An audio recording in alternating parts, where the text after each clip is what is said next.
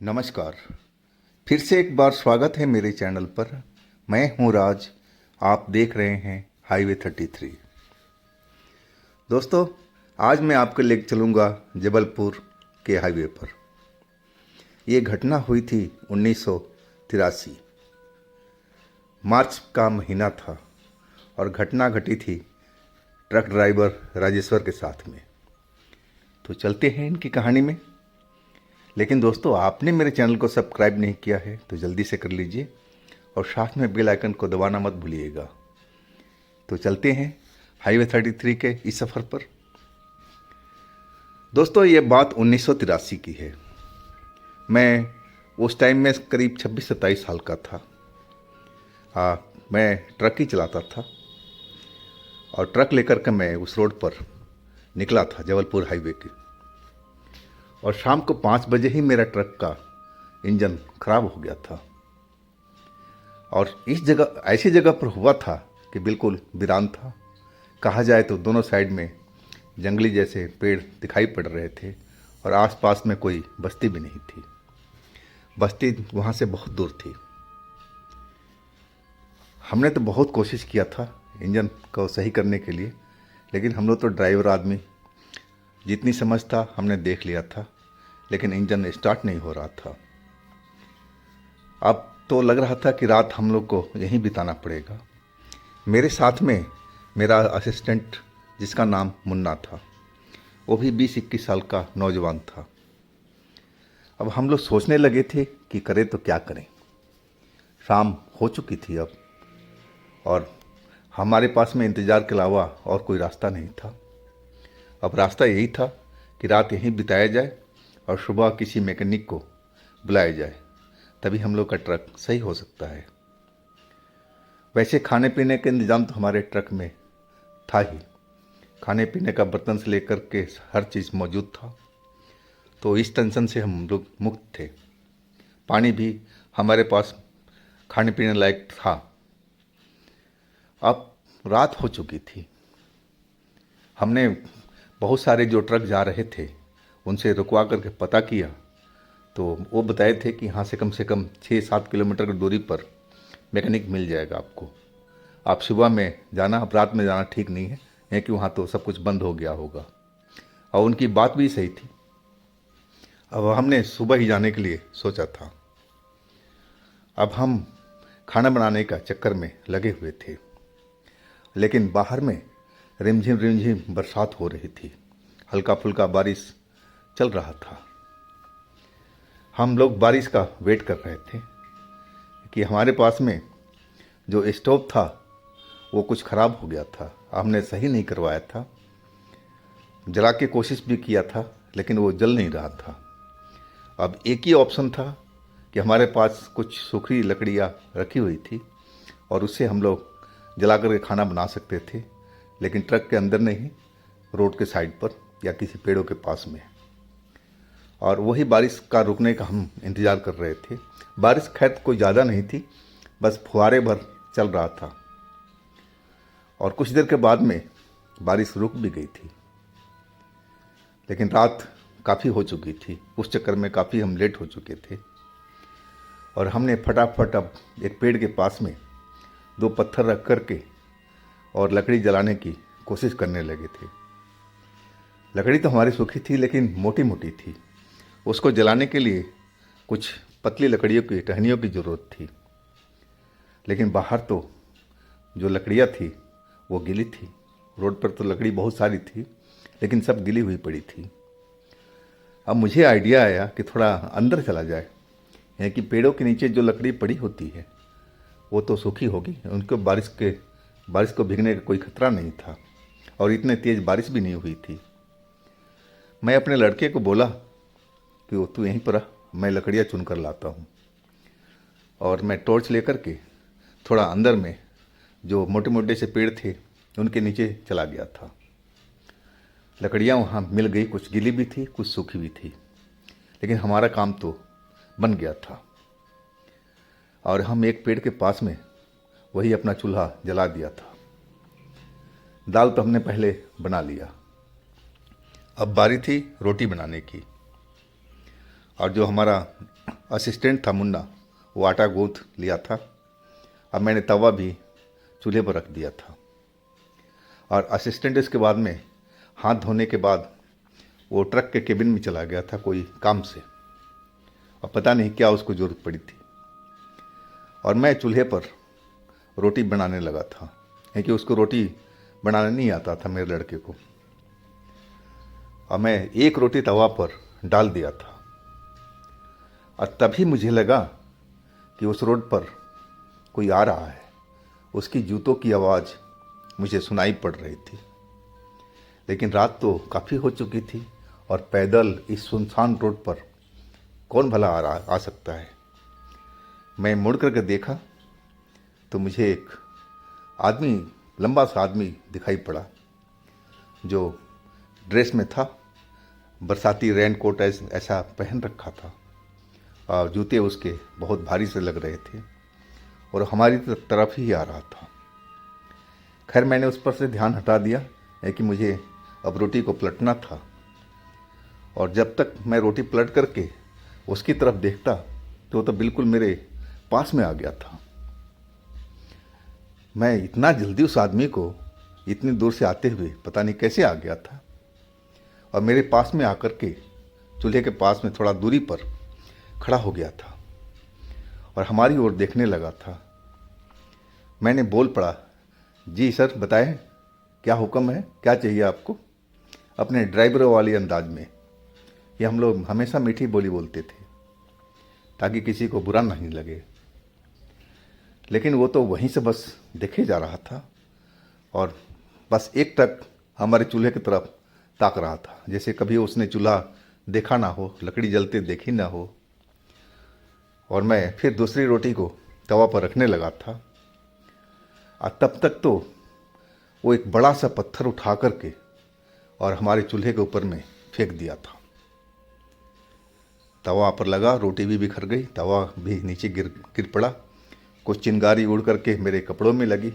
अगर मैं जल्दी से नहीं उठता तो वो चिंगारी मेरे कपड़ों को पकड़ लेती, आग लग जाता मेरे कपड़ों में। मैं जल्दी से साफ सूफ करके खड़ा हो गया। गुस्सा तो बहुत आया कि आखिर ये कौन है और हमारे ये खाने के साथ में क्यों खिलवाड़ किया, क्यों इतना बड़ा पत्थर हमारे चूल्हे के ऊपर फेंका, कौन है ये। शकल सूरत से तो पढ़ा लिखा इंसान लग रहा था, लेकिन ऐसा हरकत क्यों किया है। और मैं गुस्से में वही जलती हुई लकड़ी जो चूल्हे में जल रही थी अब मैं उठा लिया। मेरे पास में और तो कुछ हथियार था नहीं, और वो मैं जलती हुई लकड़ी लेकर के और उसके तरफ दौड़ पड़ा कि आज तेरे को जला कर रखूँगा। तेरी हिम्मत कैसे हुई, क्या तू पागल है, अभी मेरे कपड़ों में आग लग जाती, मैं जल कर के यहीं मर जाता, तेरा क्या जाता, तू है कौन। चिल्लाते हुए मैं उसके पास पहुंच गया था और जैसे ही लकड़ी मैंने उसके तरफ डराने के लिए लहराया, मेरी आँख का पलक भी नहीं झपका था कि वो तो अपनी जगह से गायब हो गया था। अब तो मैं जैसे सदमे में आ गया था, और जो मेरा असिस्टेंट था वो ट्रक से नीचे उतर गया था और बोलने लगा आवाज़ दे करके, क्या हुआ उस्ताद, क्या क्या किससे झगड़ा कर रहे हो। लेकिन मैं तो बिल्कुल जैसे सदमे में था। वह मेरे पास में आ गया, मेरे हाथ में वही जलती हुई लकड़ी थी। बोला, क्या हुआ उस्ताद, किसी से झगड़ा कर रहे हो, और मेरे को हिलाने लगा। तब मुझे सदमा टूटा था और मैं वो सब देख करके कांप गया था सब कुछ। पता नहीं, इंसान तो जैसा लग रहा था, लेकिन देखते देखते कैसे गायब हो सकता है वो। मैं उसको बताया अपने लड़के को, मुन्ना को, कि मुन्ना ऐसे ऐसे कहानी हुई, तू तो अंदर था ट्रक के अंदर में, केबिन में, और ऐसे ऐसे घटना हुई। और मुन्ना भी बोला, उस्ताद मुझे तो कुछ समझ में नहीं आ रहा है, पता नहीं कौन है ये, आपने अच्छी तरह देखा। मैंने कि हाँ भाई मैंने देखा, पढ़ा लिखा इंसान लग रहा था, सूट बूट में लग रहा था, जूते भी उसके भारी भारी से थे, लेकिन था कौन कि पल को झपकते ही गायब हो गया है। अब तो हमें सही मायने में मुझे तो अब डर लग रहा था। मुझे लग रहा था कि शायद कोई आत्मा है या कोई भूत प्रेत है, तभी तो इतने जल्दी वो गायब हो गया था। और मैं जल्दी से रोटी चूल्हे पर सेट किया दोबारा से और एक दो रोटी हमने जल्दी से सेका, लेकिन ध्यान मेरा उसी साइड में था जिधर में वो इंसान गायब हुआ था, वो सूट बूट वाला। और मैं अपना रोटी समेट करके हम अपने केबिन में आ गए थे। अब जो आग था वो अब बुझ चुका था, लेकिन तवा हमारा वहीं पर उसी चूल्हे पर रखा हुआ था अभी। अब आग जो धीरे धीरे थी वो बुझ रही थी। रोटी हम अभी खाए भी नहीं थे, क्योंकि मुझे तभी डर लग रहा था कि पता नहीं कौन था वो, अब क्या चाहता है। हम डरे डर से बिल्कुल थे। लेकिन मुन्ना तो जैसे उसको कुछ मालूम ही नहीं था, वो तो मजाक में समझ रहा था हर बात को। वो बोल रहा था कि उस्ताद शायद आपको आंखों का भ्रम होगा, ऐसा होता तो वो नज़र नहीं आता। लेकिन मैं उसकी बातों का कोई जवाब नहीं दिया था, क्योंकि उम्र में मेरे से छोटा था और इसको तजुर्बा जो था वो कम था। अब मैं तो जान रहा था कि कोई ना कोई ये भूत प्रेत तो ज़रूर है।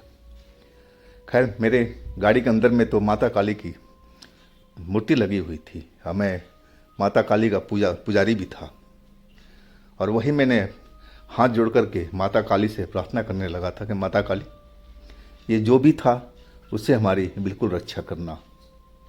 और मैं हाथ जोड़े बैठे रहा था। करीब आधा घंटा बीत चुका था।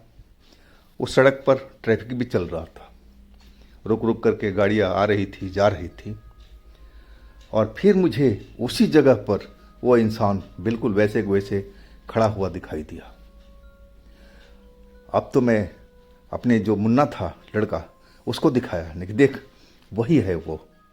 मुन्ना भी देख करके अब डर गया था। बोला, उस्ताद ये तो देखने से कोई ऑफिसर जैसा लग रहा है, जैसे पुलिस का जवान हो ऐसे लग रहा है, लेकिन रेन कोट पहन रखा है। पुलिस है या क्या है, लेकिन है तो पढ़ा लिखा इंसान। ये भूत कैसे हो सकता है? वो बोलने लगा था। मैं उसकी बात का जवाब नहीं दिया था। अब मैं देख रहा था, वो कभी हमारे ट्रक के पास में आ जाता था थोड़ी दूरी बना करके, और फिर वापस आगे चला जाता था, और इस तरह वो चक्कर अब काटने लगा था।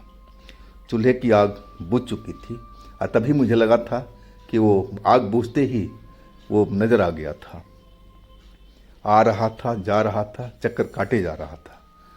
अब तो मेरा डर के मारे बुरा हाल था। हम तो रोटी खाना ही भूल गए थे, भूख तो हमारी मर चुकी थी। अब वही आसरा था माता काली का कि बस वही हमारी रक्षा कर सकती हैं। वो बहुत गुस्से में था। चक्कर पर चक्कर काट काट करके बस हम लोग बस देखे जा रहे थे केबिन के अंदर से। इस तरह पूरी रात बीत चुकी थी, और ट्रैफिक आ रहा था, लेकिन उसको, उस इंसान को कोई फर्क नहीं पड़ रहा था। वो बिल्कुल नज़र आ रहा था हमें।